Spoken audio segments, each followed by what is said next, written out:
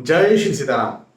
लग्न कुंडली के अलग अलग भाव में अलग अलग ग्रह अपनी महादशा में क्या फल देंगे, इस बारे में हम इन दिनों चर्चा कर रहे हैं। और आज से इसी टॉपिक पर नई सीरीज शुरू हो रही है, वो है राहु महाराज की। राहु महाराज, आज हम बात करें राहु महाराज लग्न कुंडली के पहले भाव में, फर्स्ट हाउस में होंगे और अलग अलग लग्न की कुंडलियां होंगी, तो वो अपने कैसे और क्या प्रभाव देंगे, इस बारे में चर्चा कर रहे हैं। अच्छा, देखिए, यदि आप मेरे रेगुलर व्यूवर्स हैं तो आप जानते हैं मैं कई वर्षों से ज्योतिष सिखा रहा हूं और आप YouTube चैनल VS एस्ट्रोलॉजी की playlist astrology lesson in Hindi में जाकर के कतारबद्ध तरीके से एक के बाद एक यदि वीडियोस को देखते हैं, सीखते हैं, समझते हैं, तो मैं इस बात का दावा करता हूं कि आप एक बेसिक एस्ट्रोलॉजर बन सकते हैं। हालांकि ज्योतिष सीखने की ये जो श्रृंखला है, ये तो अनवरत, मतलब हमेशा ही चलती रहेगी। हाँ, मैं भी ज्योतिष सीखता हूं, सीखता रहूंगा मरते दम तक और जब तक नई चीज सीखता हूं तब तक आपको भी सिखाता रहूंगा, है ना। तो अब ये सीरीज में कुछ नया, कुछ अलग होने वाला है, अलग तरीके से समझाने वाला हूं। तो प्रथम भाव में, अच्छा, प्रथम भाव का मतलब क्या होता है? प्रथम भाव का मतलब, फर्स्ट हाउस का मतलब होता है आपका व्यक्तित्व, आपकी पर्सनालिटी, आप खुद। प्रथम स्थान आपका खुद का होता है। आपकी हाइट, आपकी हेल्थ, आपका लुक, आप कैसे दिखेंगे, आपकी सोच क्या होगी, है ना भाई। हम बोलते हैं ना वो बहुत अच्छा इंसान है, परोपकारी इंसान है, या बहुत झूठा इंसान है, ऐसा बोलते हैं ना, वो चोर इंसान है, और बाप रे वो साधु इंसान है। तो इस प्रकार की स्थिति लग्न से ही अधिकतर हमें पता चल जाती है। हाँ, उसके लिए पंचम भाव भी देखा जाता है, लेकिन लग्न भी बहुत हद तक ये सब चीजें बता ही देता है। हाँ, तो अब मुख्यतः आपकी पर्सनालिटी जो है वो प्रथम स्थान से, लग्न स्थान से देखी जाती है। अच्छा, ये तो एक बात हो गई।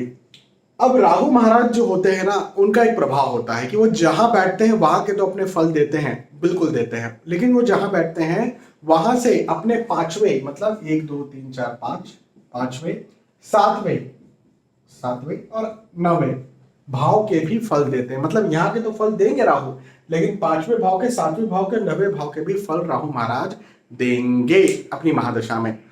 इन जनरल महादशा नहीं भी चलेगी तो भी देंगे, लेकिन मैं महादशा शब्द का इस्तेमाल इसलिए कर रहा हूं क्योंकि ये वीडियो जो है ये महादशा पर आधारित है ना। महादशा चले तो ही इस वीडियो को ज्यादा सीरियस लेने की जरूरत है। महादशा नहीं चल रही तो बहुत ज्यादा इस वीडियो को सीरियस ना लिया जाए। चलिए, अब एक चीज मैं बहुत स्पष्टता के साथ कहूंगा, सीधे सीधे कहूंगा। हाँ कई लोगों को इस बात का बुरा भी लग सकता है, तो भाई देखो, बुरा लग रहा है, भला लग रहा है, मैंने कभी इस बात को नहीं देखा। कुछ एस्ट्रोलॉजर्स, मेरे साथी एस्ट्रोलॉजर्स जो गलत कुछ बोलते थे, मैंने उनका भी नहीं देखा कि इनको बुरा लग रहा है, भला लग रहा है। मैं जो चीज सही आज निकल करके आई, आपके लिए जो चीज सही थी, ज्योतिष शास्त्र के लिए जो चीज सही थी, वो मैंने बोल दी। तो यहां पर भी ऐसा है कि लगन स्थान पर यदि राहु बैठेंगे, मान के चले 100 लोगों के लगन स्थान पर राहु बैठे हैं, 100 में से 90 लोग, या हो सकता है 95 लोग दिखने में बहुत अच्छे होंगे, बहुत खूबसूरत होंगे, चाहे वो महिला हो चाहे वो पुरुष हो, लेकिन वो उतने ही डिप्लोमेटिक भी होंगे। डिप्लोमेटिक मतलब बात को कहां क्या कैसे घुमा दे, समझ नहीं आएगा। 100 में से 90 लोग ऐसे होंगे जो बात को कहां घुमा दे, समझ नहीं आएगा। ये लोग अलग ही सोचते हैं जिनके लगन पर राहु है ना, अलग ही सोचते हैं, अलग ही दुनिया में रहते हैं, अलग ही सोचते हैं, और ये क्या कब कैसे कर जाए आप सोचते रहे, अच्छा इसने ऐसा कर दिया, मतलब इस प्रकार सरप्राइज दे देते हैं ये लोग। मैं तो भैया जब भी मेरे पास कुंडलियां आती हैं ऐसे लोगों की, है ना, तो मैं तो बिल्कुल हाथ जोड़ लेता हूं और डर जाता हूं कि कहीं क्या कुछ बोले, इनसे कुछ पूछो और ये हमको घुमा ही देते हैं। ये घुमा दे भैया, इनका भरोसा ही नहीं कुछ बुरा लग रहा होगा जिनके भी राहु लगन पर है, लेकिन ये ऐसी व्यक्तित्व हो जाता है। 100 में से 90 लोगों का ये व्यक्तित्व होता है जिनके लगन पर राहु होते हैं। हाँ, कुछ लोग होते हैं जिनका व्यक्तित्व ऐसा नहीं होता। अच्छा, और दूसरी चीजें भी जानना बहुत ज्यादा जरूरी होती है, लेकिन डिप्लोमेसी जरूर होती है, ये बात तो तय है, पक्की है। चलिए, अब हम बात करेंगे अलग अलग लग्न के आधार पर राहु महाराज क्या फल देंगे। तो एक बात आप समझिए, राहु केतु की सामान्यतः, वैसे तो विशेष तौर पर राशियां भी निकाली गई है, लेकिन आज हम राशि की बात नहीं करेंगे। सामान्यतः राहु केतु की कोई राशि नहीं होती है। हाँ, तो राहु केतु की जब राशि नहीं होती है, अब अभी तक तो हम जो वीडियोस देखते आए हैं उसके आधार पर हम ये समझते आए हैं कि ये ग्रह कौन से भाव का मालिक है, उस आधार पर ये फल देगा। अब राहु केतु की कोई राशि नहीं है तो किसी भाव के मालिक ही नहीं होंगे वो, तो इसके फल कैसे निकालेंगे, ये बहुत बड़ी बात है। तो इसके फल, राहु के जो फल होते हैं वो मैं आपको समझाता हूं कैसे निकाले जाते हैं। राहु ना योग कारक ग्रह होते हैं। देखो देखो मेरी बात समझा, सुनिए मेरी बात अच्छे से सुनिए। कोई दूसरा ग्रह हो, हम बोल देते हैं योग कारक होगा, 6वें 8वें 12वें भाव का स्वामी मारक हो जाएगा, त्रिकोण का स्वामी है योग कारक हो जाएगा, लग्नेश हो जाएगा, हम बोल देते हैं ऐसा। पंच महापुरुष योग बना लेगा, अलग अलग प्रकार से बात कर देते हैं क्योंकि उनकी राशियां होती है। यहां पर राहु की राशि ही नहीं है, तो अभी कैसे बात करेंगे भैया कि राहु योग कारक है कि मारक है? तो ना तो राहु योग कारक होते हैं, न ही राहु मारक होते हैं।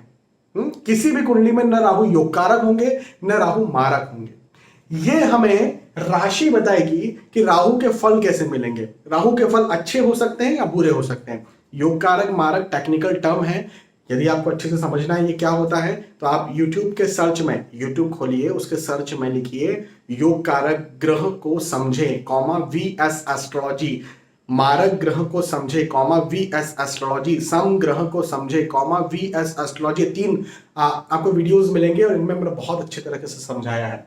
तो राहु ना योग कारक होते हैं ना मारक होते हैं। राहु जो होते हैं वो किस राशि के साथ बैठे हुए हैं, चाहे किसी भी लग्न की कुंडली हो, राहु किस राशि के साथ बैठे हुए हैं, इस बात का ज्यादा प्रभाव पड़ता है राहु के फलों में। कैसे प्रभाव पड़ता है? तो राहु यदि मित्र राशि के साथ आकर के बैठ जाए, देखो राहु के अच्छे फल कब मिलते हैं मैं आपको ये समझा रहा हूं, सुनिए। राहु यदि मित्र राशि के साथ में आकर के बैठ जाए, अभी इस चीज को भूल जाइए आप, यहां पर 1 नंबर लिख दिया था, आप कंफ्यूज हो सकते थे, इसको मैंने मिटा दिया। राहु के अच्छे फल कब मिलेंगे?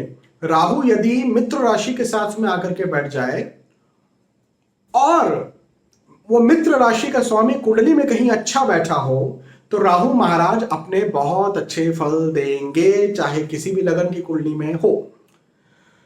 एक बात ये। दूसरी बात कि राहु यदि शत्रु राशि में आकर के बैठ जाए तो राहु हमेशा खराब ही फल देंगे, चाहे वो शत्रु राशि का स्वामी कैसा बैठा हो, कोई भी बैठा हो, उनको देखने की जरूरत नहीं। राहु शत्रु राशि में है, उन्होंने खराब ही फल देने हैं। और अगली बात कि इन जनरल 6वें 8वें और 12वें भाव में राहु अपने सामान्यतः खराब फल देते हैं। सामान्यतः कुछ कुंडलियां आप निकाल करके मुझे दे सकते हैं कि देखो इनको तो बहुत अच्छे फल मिल रहे हैं, हाँ, लेकिन उनके अलग अलग योग होते हैं जिन्हें भी देखना बहुत जरूरी होता है। तो सामान्यतः जब मैं कहता हूं तो 100 में से 90 लोग 95 लोगों को खराब ही फल मिलता है जिनके राहु 6वें 8वें 12वें भाव में होते हैं। हाँ, आप 10 कुंडलियां 5 कुंडलियां मुझे बता सकते हैं 100 में से जो आप बोलेंगे कि अच्छे फल मिलते हैं, उसके बारे में आपको समझाऊंगा जब हम 6वें 8वें और 12वें भाव के वीडियो में आएंगे, तब हम उसके बारे में विस्तार से बात करेंगे। तो हम जो मैंने आपको पहले समझाया है उसके बारे में बात करते हैं। तो राहु की शत्रु राशि क्या है, एक एक करके समझते हैं। राहु की शत्रु राशि है 1 नंबर। 1 नंबर मतलब मेष राशि। मेष राशि के स्वामी कौन होते हैं? मंगल। मंगल शत्रु है ना राहु के, तो 1 नंबर शत्रु राशि है। अब 2 नंबर की बात करेंगे तो 2 नंबर मित्र राशि है। 2 नंबर वृषभ राशि होती है। वृषभ राशि के स्वामी शुक्र होते हैं। 2 नंबर के साथ वृषभ राशि के साथ राहु को उच्च का माना जाता है, ठीक है ना। 3 नंबर मिथुन राशि होती है। मिथुन राशि के स्वामी बुध होते हैं। अब बुध भी मित्र राशि होती है राहु महाराज की। मिथुन राशि मित्र राशि होती है, बुध महाराज मित्र है। 4 नंबर कर्क राशि होती है। कर्क राशि के स्वामी चंद्र होते हैं। राहु और चंद्र की शत्रुता है, इस वजह से 4 नंबर कर्क राशि राहु की शत्रु राशि होती है। 5 नंबर यानी सिंह राशि होती है। सिंह राशि के स्वामी सूर्य महाराज होते हैं। सूर्य महाराज जो है वो राहु महाराज के अति शत्रु ग्रह हैं। तो 5 नंबर यानी सिंह राशि सूर्य महाराज की राशि राहु की शत्रु राशि होगी। 6 नंबर यानी कन्या राशि होती है। कन्या राशि बुध महाराज की राशि होती है। बुध महाराज राहु महाराज के मित्र हैं, इस वजह से राहु महाराज की मित्र राशि होगी।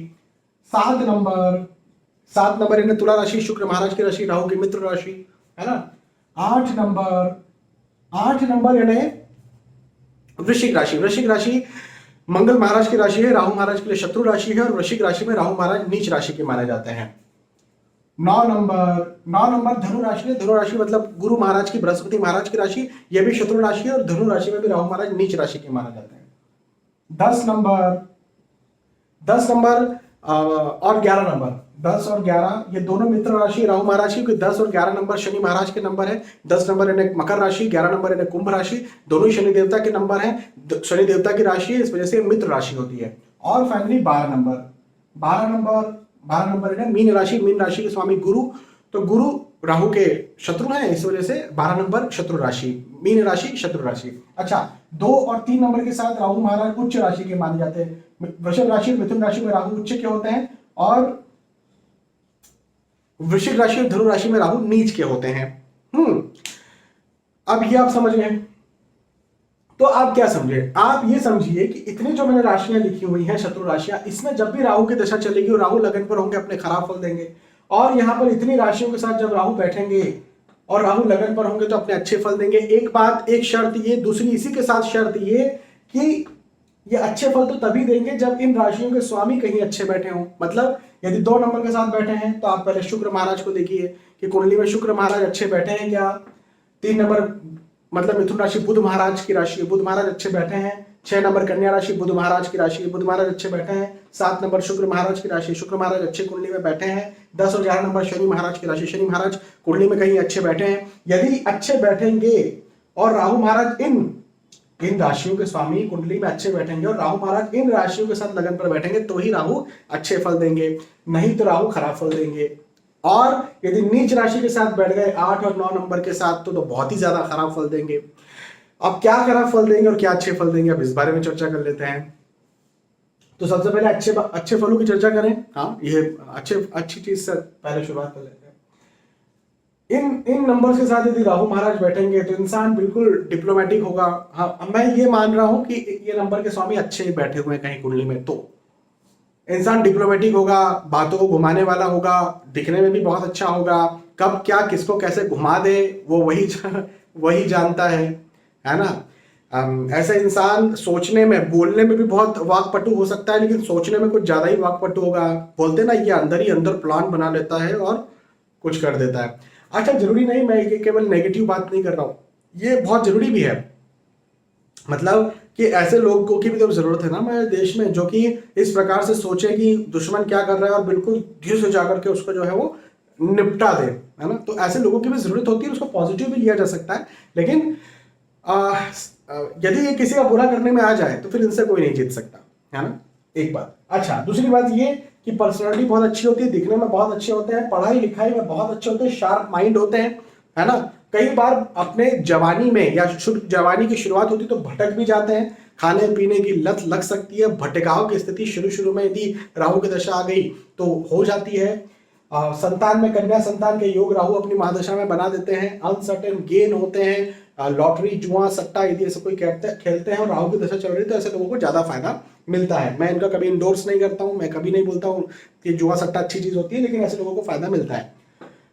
पति या पत्नी बहुत खूबसूरत मिलता है या मिलती है और वैवाहिक जीवन अच्छा चलता है। साथ ही साथ भाग्य बहुत ज्यादा साथ देता है, इंसान बहुत आगे बढ़ता है राहु की महादशा में। और मतलब वो काम करता है 10 का और उसको मिलता है 100, कई बार तो काम करता है 10 का उसको मिलता है 1000। ऐसी स्थितियां पैदा हो जाती है, इतना अच्छा भाग्य साथ देता है इंसान का। तो मतलब बहुत अच्छी स्थिति है। नौकरी व्यवसाय प्रोफेशन के दृष्टिकोण से भाई भाग्य साथ दे रहा है तो उन्नति होना है ना। तो बहुत अच्छी बात है। अच्छा, यदि यहीं पर इन नंबर्स के साथ राहु बैठेंगे लगन पर तो भैया बहुत खराब स्थिति हो जाएगी, बहुत खराब स्थिति हो जाएगी। और यदि 8 और 9 नंबर के साथ बैठ गए तब तो हाथ जोड़िए, बहुत ही खराब स्थिति हो जाएगी। मतलब कई बार इंसान भ्रम में, कंफ्यूजन में, डायलेमा में रहता है, खुद उतना चतुरता उसमें आ नहीं पाती है, उस व्यक्ति में उतनी चतुरता नहीं आ पाती है। कई बार या तो फिजूल के सिद्धांत उसके दिमाग में घुस जाते हैं और ये खराब स्थिति हो जाती है। पढ़ाई लिखाई में मन नहीं लगता, भटकाव की स्थिति पैदा हो जाती है। पति पत्नी वाद विवाद मतभेद आर्ग्यूमेंट्स हो सकते हैं। यदि कुंडली मिलान नहीं हुआ तो वैवाहिक जीवन भी खराब हो जाता है। भाग्य साथ नहीं देता, सब काम डिले होते हैं, देरी के साथ होते हैं। बिजनेस, ऐसा व्यक्ति बिजनेस नहीं कर सकता। नौकरी करना चाहिए लेकिन नौकरी में भी उतनी उन्नति नहीं मिलती है। घर परिवार में मतभेद या आर्ग्यूमेंट्स चलते रहते हैं। इन नंबर से इन राशियों के साथ राहु महाराज बैठेंगे तो, इन नंबर्स या इन राशियों के साथ राहु महाराज बैठेंगे तो ये अच्छी बात नहीं है और बहुत खराब बात है।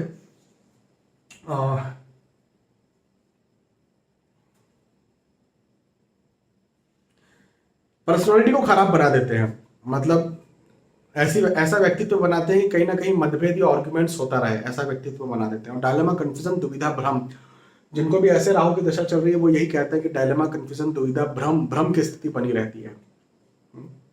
तो अच्छी बात नहीं है। तो यदि राहु खराब है आपकी कुंडली में तो आपको एक उपाय करना चाहिए। वो उपाय कैसे करेंगे, क्या करेंगे? आपको जाना चाहिए यूट्यूब चैनल VS एस्ट्रोलॉजी की प्लेलिस्ट सभी ग्रहों के सटीक उपाय, उस प्लेलिस्ट में जाइए और वहां पर जाकर के आप देखिए राहु के सटीक उपाय, इस नाम से वीडियो है।